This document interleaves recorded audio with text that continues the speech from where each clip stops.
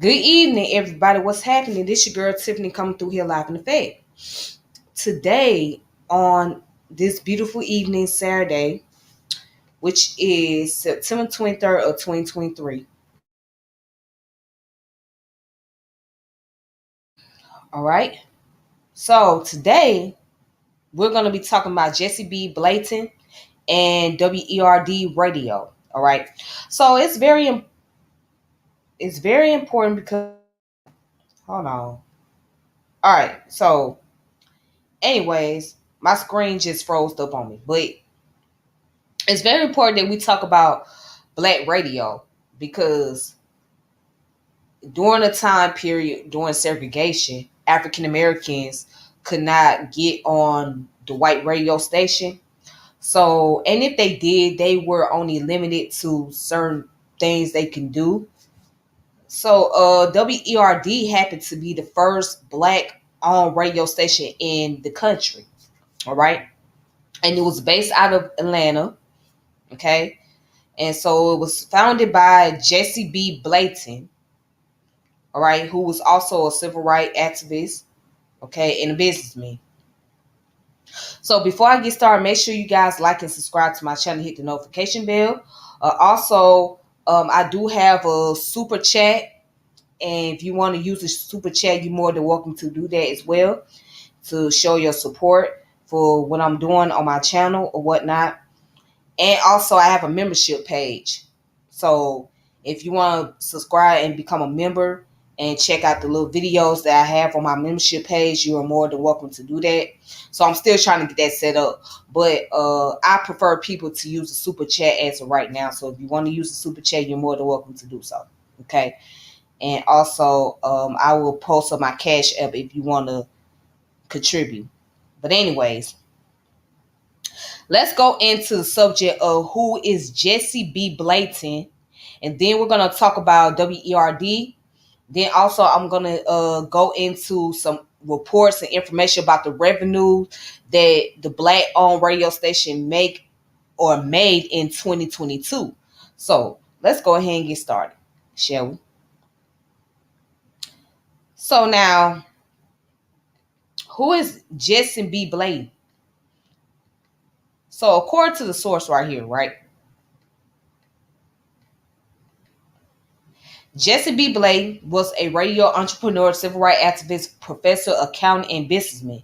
Blayton founded the WERD AM in Atlanta, Georgia, which was the first radio station owned and programmed by African Americans. In 1995, he posthumously entered the National Radio Hall of Fame.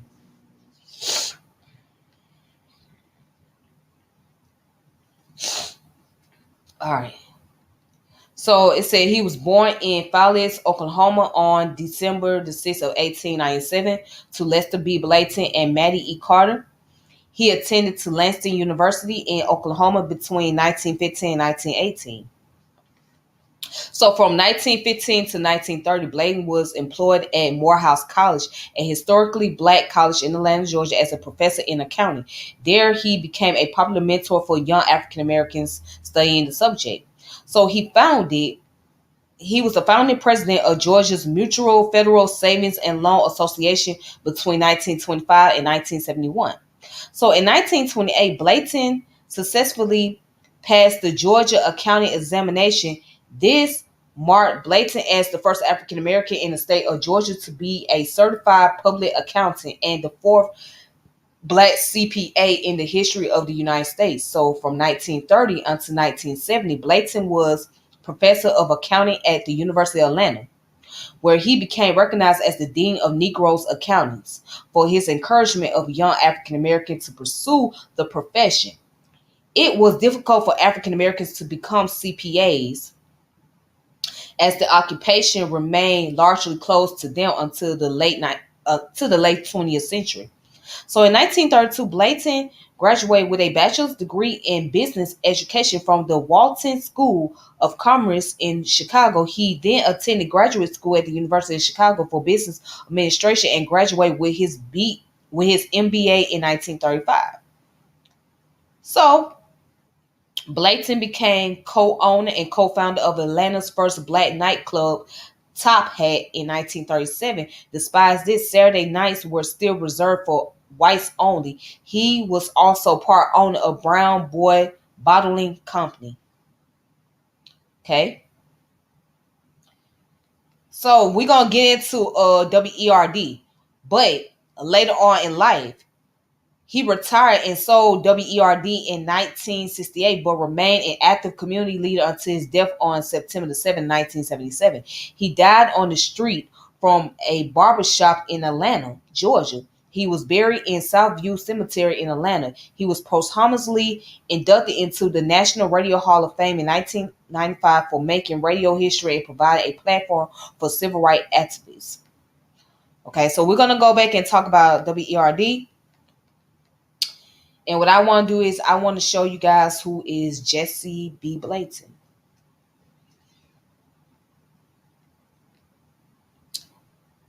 Let's look it up. Let's go into it.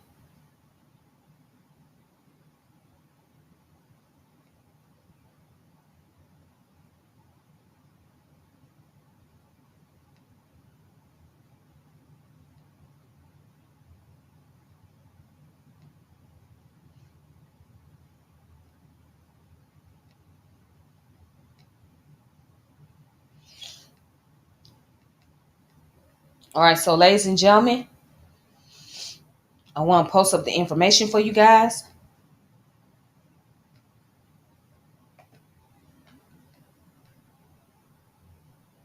So this is Jesse B. Blayton. All right, this is the founder of WERD Radio. All right, that's him. Now, let's talk about WERD and how that came into existence.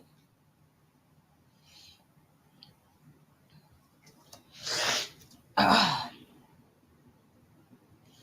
right, so let's talk about WERD for a moment, real quick.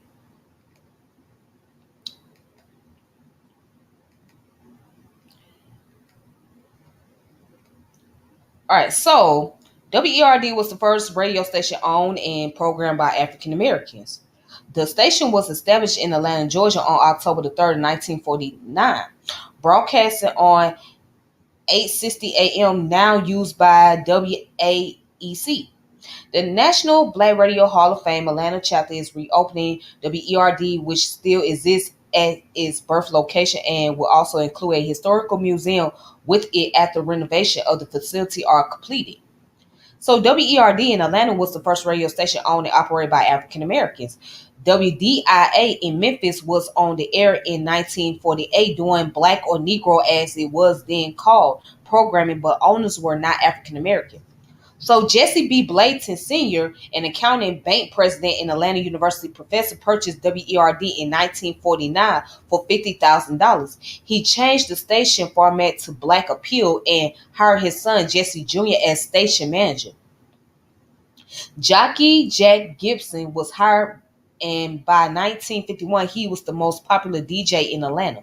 So Ken Knight from Daytona Beach, Florida was also hired to come in as station first program director. Right. So the station is still housed in the Prince Hall Masonic Temple building on Auburn Avenue, then one of the wealthiest Black neighborhoods in the United States. Located in that same building was the headquarters of the Southern Christian Leadership Conference, formed in 1957, led by Martin Luther King Jr. and staffed by Ella Baker. According to Gibson, King would tap the ceiling of SCLC office just below WERD with a broomstick to signal he had an announcement to make. Gibson would then lower a microphone from the studio window to King at the window below. So WDIA in Memphis, Tennessee, though white owned, had Nat D. Williams as part of the first radio station program entirely for African American. WERD had jockey Jack Gibson, a friend of Blayton from Chicago. Blayton sold the station in 1968. King Knight purchased the call sign and took WERD to Jacksonville, Florida. He changed WRHC to WERD until his passing in 1973. For many years, it was a gospel station there, and the station decided to name the street WERD Radio Drive as it is still named today. Right? So here's the reference at the bottom of the page. Okay. Here's all of that. And so also, there's information, there's books that you can check out. Let's see what we can find more about Jesse B. Blayton Sr.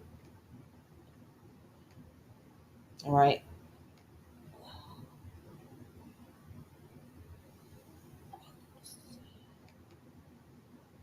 All right. So this book is called,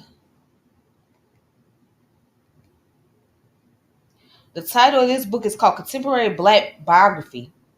All right. Volume 55. And you guys can check it out on archive.org. All right. So let's go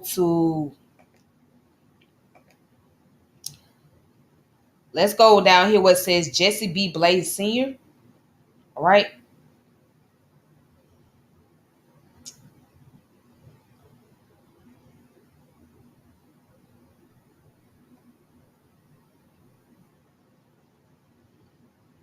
All right. So let's see what else we can find. It says Blayton pursued his career undone, eventually becoming president of an Atlanta. Excuse me. Blayton pursued his career undone, eventually becoming president of an Atlanta bank.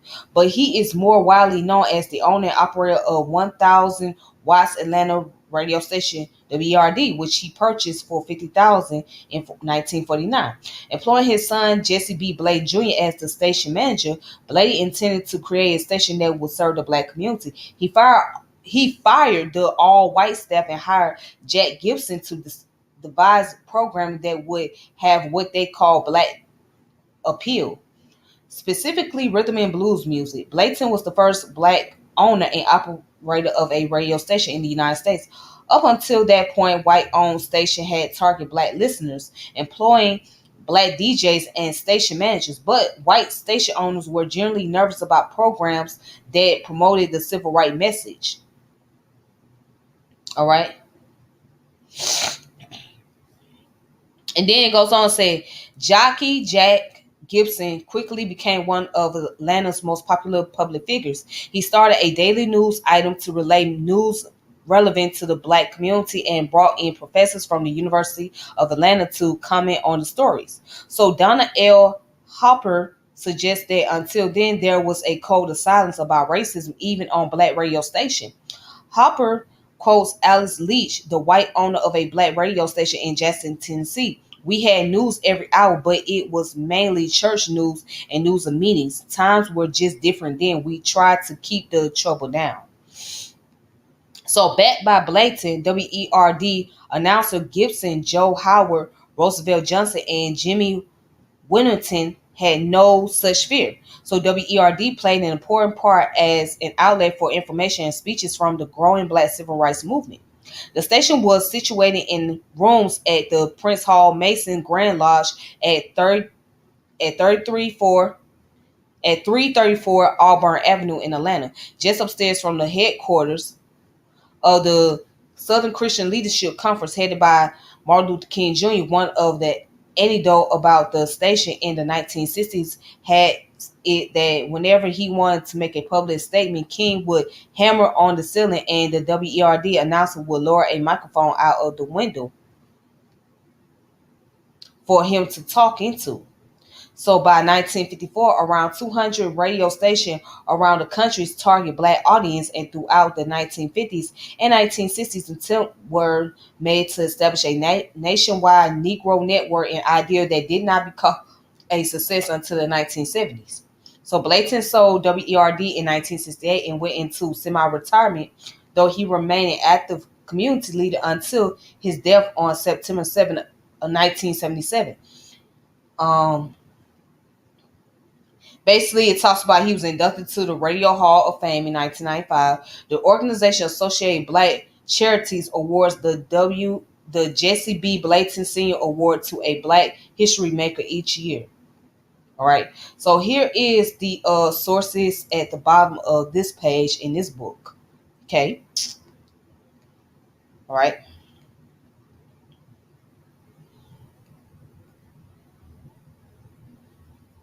So basically, if it wasn't for him, there would be no concept of black radio. Okay. He made it possible for black people to get into the radio business when at that time it was extremely difficult for African Americans to do so. So give me one moment.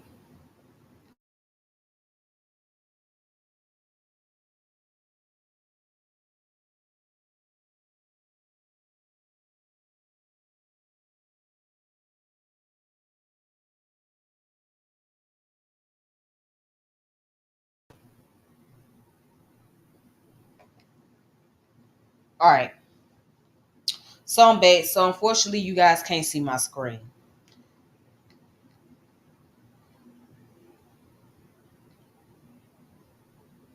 All right. Let's go ahead and let's log out of here. And let's get to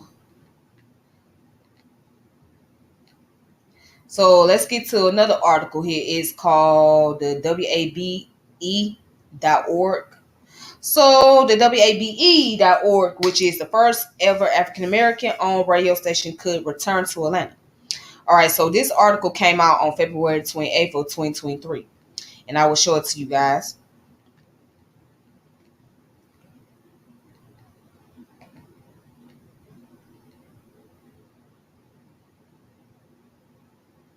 All right.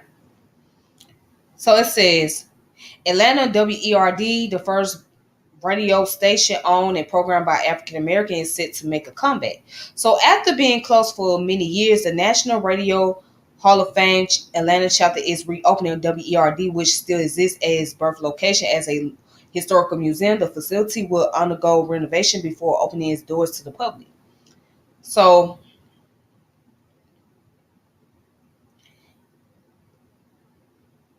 and it goes on to say, Key Knight was hired as the station's first program director when the station opened. So Knight's niece, Marsha Washington George, is the current owner of the call letters and the station broadcasts online at Live 365. She is also the president of Atlanta chapter of the National Black Radio Hall of Fame and author of Black Radio Winner Takes All, which is working to turn into a documentary. All right, so here's the building.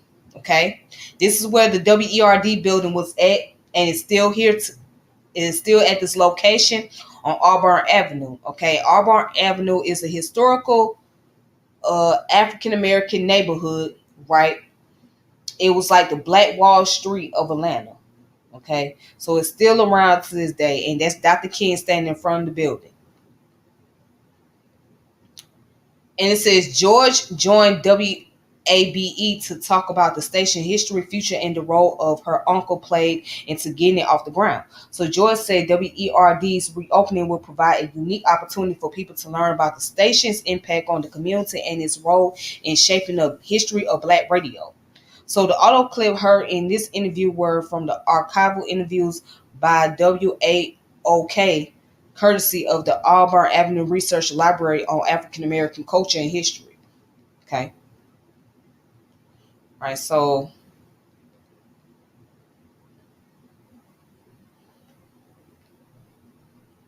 that's the information. So again, they're working on trying to get it back up and running again, so it can be the station that was before in the past. After it was closed for so many years. So I'm looking forward to that. Hopefully, that opportunity will become available. All right. So now let's go into the report about the Black owned radio station. So speaking of that, let's see. This report right here deals with how much talks about the ownership and the revenue of 2022. All right. So this is called the Black Owned Radio Station Ownership and Revenue Report 2022, which is the year that just passed. All right. So let's look into it. Here we go.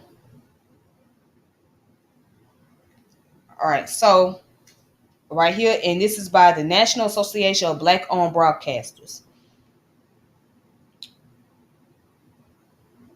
So let's go down.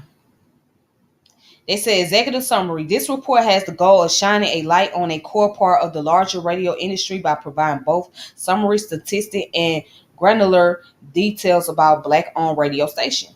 All right. So it said this is the first time such a report has been available to help marketers, agency, policymaker, broadcasters, and other industry leadership have a data-driven view of the black-owned radio station marketplace. All right. So it says NABOB President CEO Jim Waston concludes his forward that one question that was asked when these new advertising and marketing compliments were made is how many advertising dollars are currently being expended with black owned radio station. This report answered that question, and the answer is very simple: too few. All right. So let's go over here. It says, according to the NABOB, there are 97 black radio ownership organizations listed in the BIA-NABOB station ownership database. So as of October of 2021, NABOB reports there are 220 black-owned radio stations, including 117 FM and 103 AM stations. So over a quarter of, which is 28.0%, produced revenues in the 1 million to the 10 million range. Just 2.4% generate more than 10 million in annual revenue. Most black-owned radio stations, 72.0%, generate less than 1 million in annual revenue. Of these stations, about a quarter, 23.6%, are in markets unranked by Nelson. About a fifth, 19.6% of the station are in the top 10 radio markets. Almost half, 45.2%, are in markets ranked 51 or smaller. The rest are in markets ranked 11 through 50. Wow. So more than a tenth of these stations in ranked markets produce audience share higher than 4.5%. So half, which is 54.8%, produce measurable audience of 4.5% or less, but greater than zero. About a third, 32.7% of the station in ranked markets do not produce measurable audience. Most of the station program urban 45.9%, or religion 27.7% formats, with the rest dispersed across various formats. So that means these radio stations are not making it as much money compared to the non-black owned radio station, which is very common. Because again, in this country, as black people, we don't have access to capital. And we are in the minority class. So of course, we're not going to make as much money. All right. When it's come down to black ownership. But if it was under someone that is non-black, that's where most of the revenue comes in. And it's always been like that.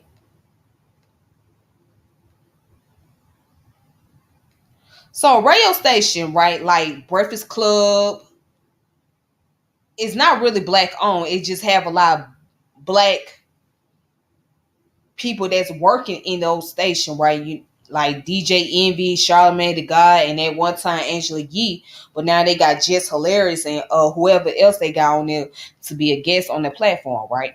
But it's not black owned. Okay. However, they generate so much profit, right? Because most of the people that's calling in and listening are majority African Americans. But at the end of the day, African Americans don't control the station. They don't have that type of ownership. So what I'm saying is those radio stations would not be having a lot of listeners if it was under a black ownership as opposed to white ownership. And it's kind of sad, but we have to look at the history of how this system was structured, how the society was structured to where most of the attention will be garnered to those who are not within the African American community as opposed to those who are in the black community. All right. Just like V103, it ain't black owned. I can tell you that. I mean, you got a lot of black folks working at V103, but it's not black owned. Hot 107.9, same way. Um, Now I'm not sure about Street 94.5.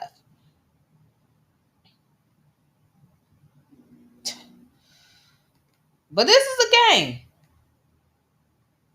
This is the game. This is what we have to go through. And this is how we have to play in the system, right? So people go where the money is at. Just like people were so upset about Deion Sanders leaving Jackson State to go to Colorado. But the reason why he did that because that's where the money is at.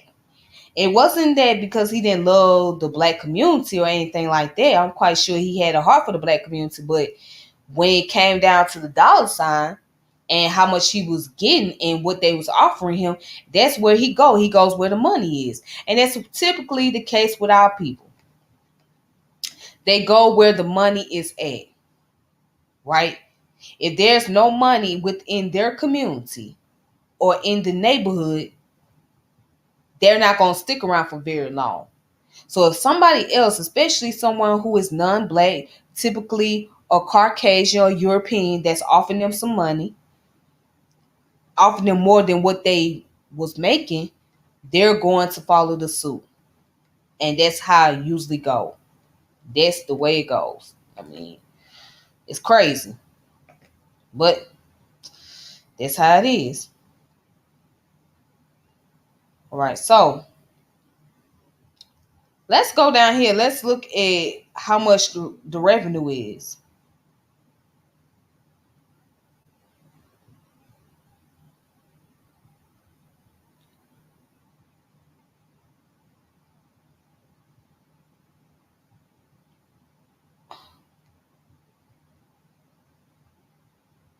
All right, so let's look at the rank. As you can see, here's the table of the black-owned radio station formats.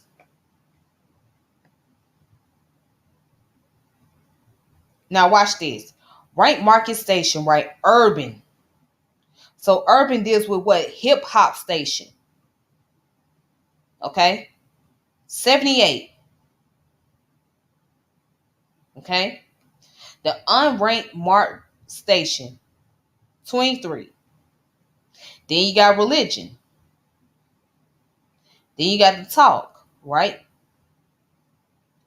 But look at this. Public and educational down at 0.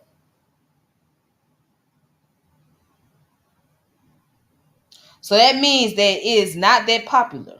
So any black owned station that deals with public education or politics is rarely being recognized. But the main radio station, when it comes to black owned, will be under either urban or religion. So like the gospel station and all of that, they'll follow the suit. So they'll be the top tier of black owned radio station. So either have to be urban, which deals with hip hop and R&B, right? Or it has to be religion, which deals with gospel Christianity, right? So those are the main top tier when it comes to our community listening to the radio station. Everything else, they're not going to listen to. And it's quite sad when you got public and educational at the very bottom.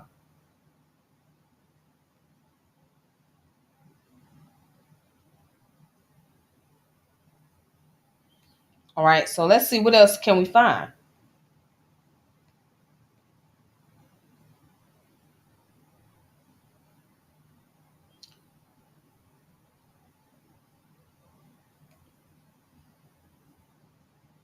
All right, so it says black owned radio station in ranked markets. All right, Los Angeles, ranked number 2. Calls, band, all right.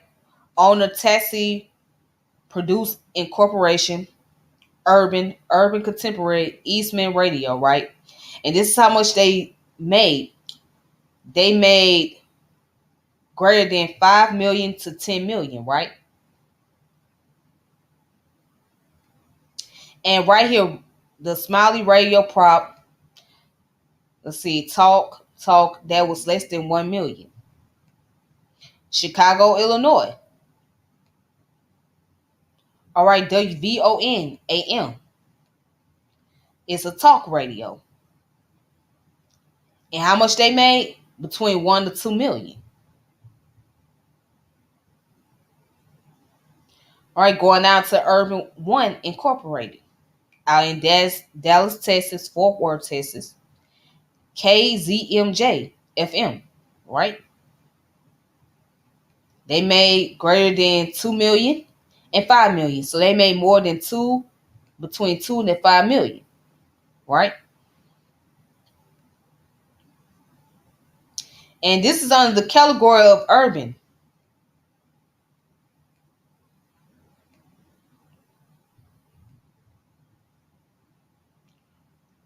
All right, so you see that anything that's considered urban, which is under the hip hop or R&B range, they gonna make the most money.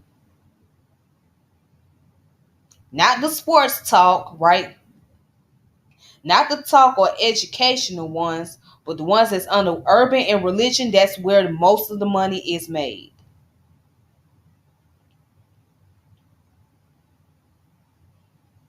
All right. So it goes down to audience analysis. In the spring of 2021 period, 168 black-owned radio stations were in ranked markets, right? It says a review of station revealed that 168 black-owned radio station, one-third, had no minimal reportable audience, while 113 stations had audience share greater than 0. So a quarter of the station had audience shares of greater than zero point 0.0 up to 1.5%. Another quarter had shares ranging from 1.5% to 4.5%. The final group of stations with shares over 4.5% accounted for 12.5% of the station. All right.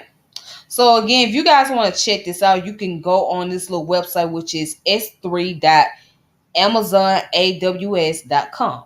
All right. And or you could just type in BIA Advisory Services, National Association of the Black-Owned Broadcasters, Black-Owned Radio Station, Ownership and Revenue Report 2022. See, let me see.